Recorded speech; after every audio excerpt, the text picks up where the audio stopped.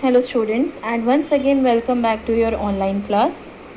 Today we are going to continue with the same chapter, that is chapter number 1st of your supplementary reader book snapshot, named The Summer of the Beautiful White Horse, which is written by William Saroyan. Let's have the short summary. अभी तक हमने क्या देखा था इस chapter में? There were two cousins जिनका नाम था आरम और मुराद. आरम एंड मुराद वो दोनों बेस्टीज़ थे. वो कज़न के साथ साथ एक ऐसे दो बेस्ट फ्रेंड थे जो अपनी सारी की सारी फीलिंग्स एक साथ शेयर करते थे. एंड वो किस ट्राइब में रहते थे? The name of the tribe was Garoghlanian tribe, जो कि आर्मेनिया में बिलोंग करता था. और उस ट्राइब की एक हॉलमार्क साइन था कि वो ट्राइब के जो पीपल थे वो ट्रस्ट और ऑनेस्टी पर डिपेंड थे, इसलिए लोग उनकी ट्रस्ट और ऑनेस्टी के लिए उन्हें जानते थे. Now the story turns towards a horse. Mourad, जो कि आरम से काफ़ी बड़ा था, वो एक हॉर्स लाया था आरम के पास राइड करने के लिए, बिकॉज आरम एक शुरू से ही इमेजिनेबल ड्रीम देखता था कि वो एक हॉर्स पर राइड कर रहा है जो कि बहुत ज़्यादा ब्यूटीफुल, मैग्निफिसेंट, बड़ा सा हॉर्स है. एंड ये ड्रीम उसकी फुलफ़िल करने के लिए मुराद उसके पास एक हॉर्स लाया. बट आरम को कहीं ना कहीं पता था कि उनका ट्राइब इतना ज़्यादा पॉवर्टी स्ट्राइक है, इतना पुअर है कि वो एक हॉर्स अफोर्ड नहीं कर सकते. तो मुराद ये हॉर्स कहाँ से लाया?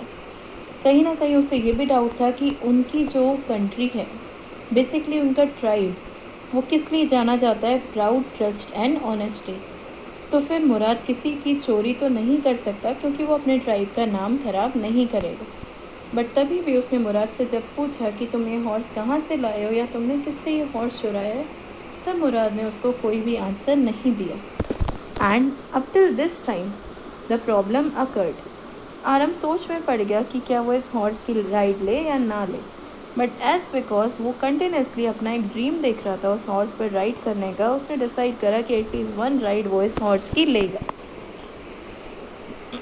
After that both of them one by one first they road together on the horse. फिर जाकर वन बाय वन पहले मुराद देन आरम ने उस हॉर्स की राइड करी. एंड जब उस हॉर्स को वापस लौटाने की बात आई तब मुराद ने क्या बोला कि अभी अर्ली डॉन नहीं है, ब्राइट मॉर्निंग हो गई है, आसपास के सारे लोग जाग गए हैं, तो वो उस हॉर्स को ओनर को अभी ना देकर उस हॉर्स को हाइड करेगा. And at that time period Aram was confused कि सीरियसली क्या वो हॉर्स स्टोलन है, वो किसी का चुराया हुआ है. तब मुराद ने बोला कि तुमसे किसने बोला मैंने ये हॉर्स चुराया है? Now let's see what happened further.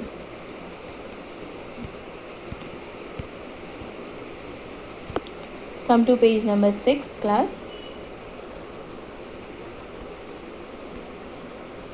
This is the fourth part which we have to cover. Not until this morning, he said. Are you telling the truth? I said. अब जाकर आरम ने बोला कि तुम कितने टाइम से अर्ली मॉर्निंग इस horse की राइड ले रहे हो कि वो तुम्हें जानने लगा है, पहचानने लगा है, एंड तुमने उसका नाम भी रख दिया वज़ीर. तो मुराद का रिप्लाई क्या था? इस मॉर्निंग से पहले कभी भी नहीं. तब आरम ने बोला are you telling the truth? Aram ने क्या पूछा, क्या तुम अब जाकर सच बोल रहे हो? Of course not, he said, but if we are found out that's what you are to say. I don't want both of us to be liars. All you know is that we started riding this morning. तब Mourad का एक confusion से भरा हुआ reply था, definitely मैं सच नहीं बोल रहा हूँ, बट मैं नहीं चाहता कि मेरे साथ तुम भी लायर कहलाओ. एंड इसीलिए तुमसे अगर किसी ने क्वेश्चन पूछा, किसी ने भी तुम्हें उस हॉर्स पर देखा, तो साफ बोल देना कि तुमने आज मॉर्निंग में एक ही बार राइड ली है, जो कि ट्रू है. All right, I said.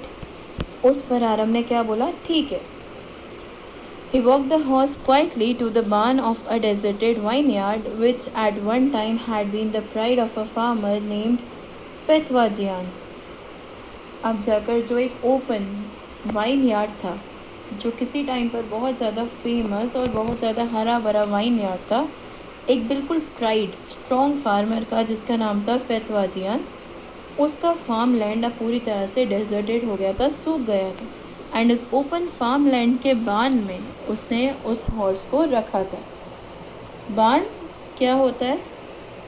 एक स्मॉल सा ग्राउंड जो कि पूरा एम्प्टी ग्राउंड होता है जिसमें आप अपने ग्रेन्स को स्टोर करते हो, काइंड ऑफ स्टोर रूम। तो ऐसे not a small but a bigger store room जहाँ पे बहुत सारे ग्रेन्स आ जाते हैं इन क्विंटल्स। उस बड़े से लार्ज एरिया में उसने उस हॉर्स को रखा, मुराद ने। There were some oats and dry अल्फाल्फा in the barn. We began walking home. उस हॉर्स को फीड करने के लिए वहाँ पे ऑलरेडी ओट्स थे एंड जो सूखी हुई ग्रास होती है उस अकॉर्डिंग वहाँ पर अल्फा भी था कि वो हॉर्स को फीड कर सके। एंड तब जाकर दोनों ब्रदर्स घर की तरफ निकल गए। It wasn't easy, he said, to got the horse to behave so nicely. At first it wanted to run wild, but as I have told you, I have a way with a horse. I can get it to want to do any thing I want it to do. Horses understand me.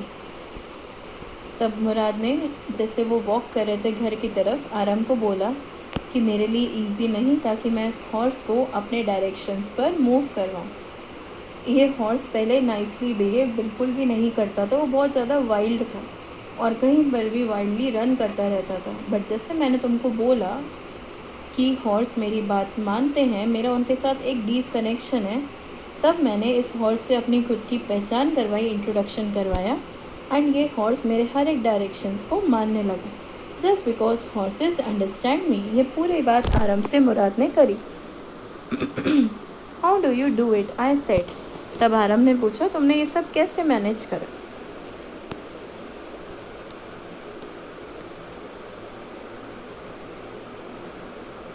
I have an understanding with a horse, he said.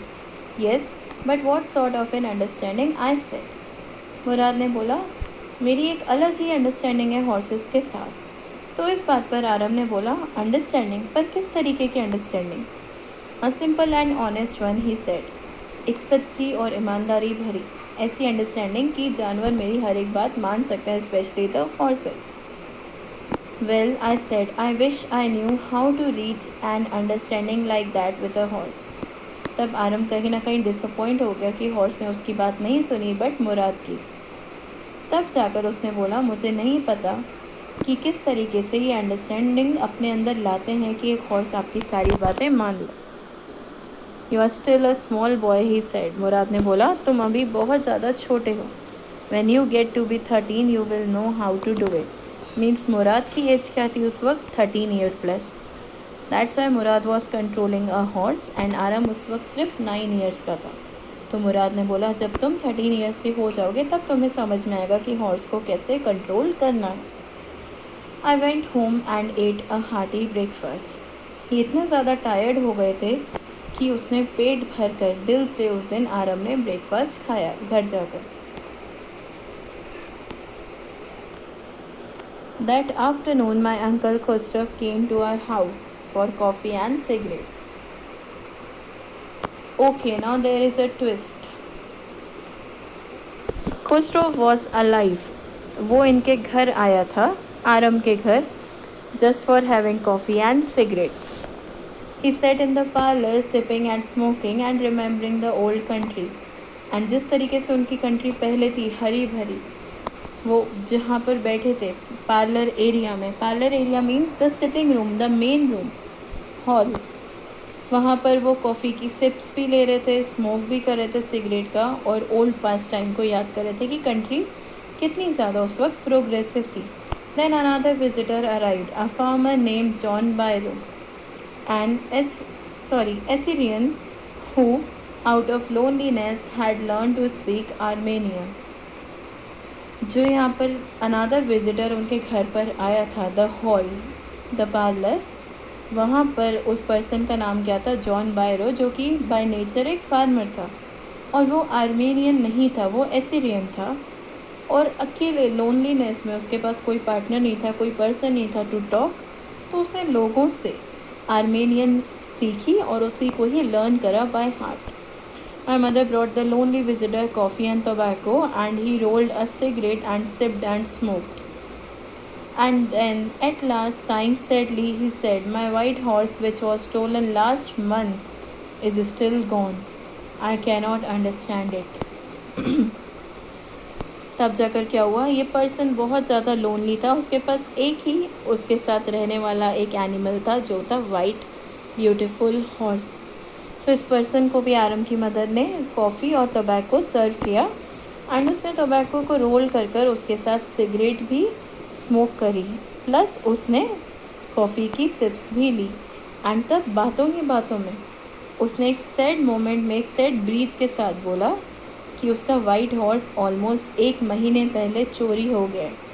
और मुझे समझ में नहीं आ रहा कि इस Armenia में जहाँ पर लोग कुछ भी नहीं चुराते हैं, मेरा हॉर्स कहाँ चला गया। Then Aram said, "My uncle Khosrow became very irritated and shouted, 'It's no harm. What is the loss of a horse? Haven't we all lost the homeland? What is this crying over a horse?" तब uncle Khusro को गुस्सा आ गया। उन्होंने बोला, एक horse के लिए रो रहे हो? तो वो बहुत ज़्यादा इरिटेट हो गए और उन्होंने ज़ोर से चिल्लाया कि उस पर कोई नुकसान नहीं है। एक हॉर्स खोने पर कौन रोता है, जबकि हमने अपना पूरा होमलैंड, अपने सारे के सारे गार्डन एरियाज, अपनी कंट्री को ही कहीं ना कहीं खो दिया, लॉस कर लिया। एंड उसकी जगह पर हमारे लैंड्स ड्राई हो गए, हम एक ट्राइब एरिया में आ गए। तो उस जगह पर तुम एक हॉर्स के लिए रो रहे हो, that is very poor. That may be all right for you, a city dweller to say, John Byrow said. But what of my Surrey? What good is a Surrey without a horse? तब जाकर उसने क्या बोला बायरो ने कि तुम्हारे लिए ये चीज़ बोलना बहुत ज़्यादा सिंपल होगी मिस्टर खोस्ट्रो, क्योंकि तुम एक सिटी ड्वेलर हो, तुम सिटी में रहते हो। लेकिन उसका क्या, सरी का, जो बिना हॉर्स के कुछ भी नहीं है। सरी क्या होती है? Like you have seen buggy, you tell buggy in Hindi. एक तरीके से जैसे टोंगा होता है, वैसे वो किससे चलता है टोंगा? हॉर्स से। तो जब हॉर्स ही नहीं होगा तो टोंगा कैसे चलेगा? एंड जो पर्सन यहाँ से वहाँ लोगों को ट्रैवल करवाता है just because of that tonga, उसका खर्चा कैसे चलेगा? तो a surrey without horse is nothing but a waste of energy, because उसके पास पैसा ही नहीं होगा। वो हॉर्स को ढूंढ ढूंढ कर थक गया तो वो डेफिनेटली डिसअपॉइंट ज़रूर होगा। Pay no attention to it, my uncle Khosrow roared. I walked 10 miles to get here, John Byrow said. You have legs, my uncle Khosrow shouted. अब अंकल खुसरो ने फिर से बीच में इंटरप्ट करके बोला, ऐसी बातों में कोई अटेंशन नहीं देना चाहिए। तो जॉन बायरो ने बोला, मैं हर एक से पूछते हुए, अपने हॉर्स को ढूंढते हुए ऑलमोस्ट 10 माइल्स तक वॉक कर चुका हूँ। तो अंकल खुसरो ने बोला, उसमें तुम्हारा कौन सा खर्चा आया होगा? तुम्हारे पास खुद की टांगें हैं वॉक करने के लिए, so no problem, he shouted. So with this we are ending our 4th part today. We will continue with the same chapter tomorrow as well, class. Till then, thank you and have a nice day.